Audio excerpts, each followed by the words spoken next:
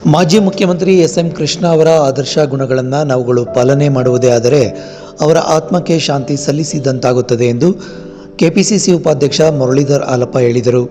ಮಾಜಿ ಮುಖ್ಯಮಂತ್ರಿ ಎಸ್.ಎಂ. ಕೃಷ್ಣ ಅವರ ಶ್ರದ್ಧಾಂಜಲಿ ಸಭೆಯನ್ನು ಪಕ್ಷಾತೀತವಾಗಿ ಒಕ್ಕಲಿಗ ಸಮುದಾಯದ ಮುಖಂಡರು ತುಮಕೂರಿನ ಟೌನ್ ಹಾಲ್ ವೃತ್ತದಲ್ಲಿ ಮಂಗಳವಾರ ಮಧ್ಯಾಹ್ನ ನಡೆಸಿದರು. ಈ ವೇಳೆ ಎಸ್.ಎಂ. ಕೃಷ್ಣ ಅವರ ಭಾವಚಿತ್ರಕ್ಕೆ ಪೂಜೆ ಸಲ್ಲಿಸಿ ಪುಷ್ಪಾರ್ಚನೆ ನೆರವೇರಿಸಿದ ಮುರಳೀಧರ್ ಆಲಪ್ಪ ಅವರು ಮಾತನಾಡಿದರು. ಜೆಡಿಎಸ್ ಪಕ್ಷದ ಮಾಜಿ ಶಾಸಕ ನಿಂಗಪ್ಪ, ಬಿಜೆಪಿಯ ಮುಖಂಡ ಬೆಳ್ಳಿ ಲೋಕೇಶ್, ಮುಖಂಡರಾದ ವಿಜಯಗೌಡ, ಗಿರೀಶ್, ದೊಡ್ಡಲಿಂಗಪ್ಪ, ನರಸೇಗೌಡ, ಧನಂಜಯ, ಕೆಂಪರಾಜು, ಮಾರ್ಕೆಟ್ ಗಂಗಣ್ಣ, ಶಿವಣ್ಣ, ಚಲನಚಿತ್ರ ನಟ ಹನುಮಂತೇಗೌಡ ಸೇರಿದಂತೆ ಹಲವರು ಉಪಸ್ಥಿತರಿದ್ದರು. ಬಂಧುಗಳು ತುಮಕೂರು ಜಿಲ್ಲೆಯ ನಾವೆಲ್ಲ ನಾಗರಿಕರಲ್ಲಿ ಸೇರಿದ್ದೀವಿ. ಮಾನ್ಯ ಎಸ್ ಎಂ ಕೃಷ್ಣ ಅವರು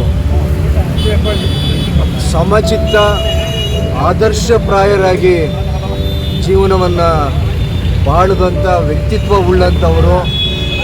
ಯಾವತ್ತೂ ಎಷ್ಟೇ ಕೀಳಾಗಿ ಮಾತಾಡಿದರೂ ಏಕವಚನದಲ್ಲಿ ಕೃಷ್ಣ ಸಾಹೇಬ್ರನ್ನ ಯಾರಾದರೂ ಉದ್ದೇಶಿಸಿ ಮಾತಾಡಿದರೂ ಸಹಿತ ಅಷ್ಟೇ ಅವರಿಗೆ ಉತ್ತರವನ್ನು ಬಹುವಚನದಲ್ಲೇ ಕೊಟ್ಟು ಜೀವನದಲ್ಲಿ ಯಾವತ್ತೂ ಸಾರ್ವಜನಿಕ ಜೀವನದಲ್ಲಿ ಏಕವಚನ ಪದನ ಬಳಕೆ ಮಾಡದಿರೋ ಥರ ಅವರು ನೋಡಿಕೊಂಡಂಥ ವ್ಯಕ್ತಿತ್ವ ಅವ್ರದ್ದು.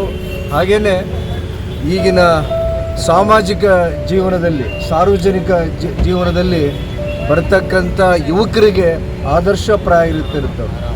ಅವ್ರಿಗೆ ಗೊತ್ತಿರೋ ವಿಷಯಗಳ ಬಗ್ಗೆ ಅವರು ಯಾವುದೇ ಇಲಾಖೆ ಇರಲಿ, ಸ್ಪೀಕರ್ ಆಗಿದ್ದರು, ಉಪಮುಖ್ಯಮಂತ್ರಿಗಳಾಗಿದ್ದರು, ಮುಖ್ಯಮಂತ್ರಿಗಳಾಗಿ ಇಡೀ ದೇಶಕ್ಕೆ ಮಾದರಿಯಾಗಿ ಆಡಳಿತವನ್ನು ಕೊಟ್ಟಂಥ ವ್ಯಕ್ತಿ ನಮ್ಮ ಎಸ್ ಎಂ ಕೃಷ್ಣ ಅವರು. ಇವತ್ತು ನಮ್ಮನ್ನು ಅಗಲಿದ್ದಾರೆ. ನಾಳೆ ಅವರ ಕಾರ್ಯ ಮುಗಿತಾ ಇದೆ. ಹಾಗೆಯೇ ರಾಜ್ಯ ಸರ್ಕಾರ ನಾಳೆ ಸಾರ್ವಜನಿಕ ರಜೆಯನ್ನು ಸಹಿತ ಘೋಷಣೆನ ಮಾಡಿದ್ದಾರೆ. ಇಲ್ಲಿ ನಾವುಗಳೆಲ್ಲರೂ ಅವರ ವಿಶೇಷ ಗುಣಗಳನ್ನು ಪಾಲನೆ ಮಾಡೋದೇ ಅವರಿಗೆ ಆತ್ಮಕ್ಕೆ ನಾವು ಶಾಂತಿ ಕೋರುವಂಥ ಕೆಲಸ. ನಮಸ್ಕಾರ.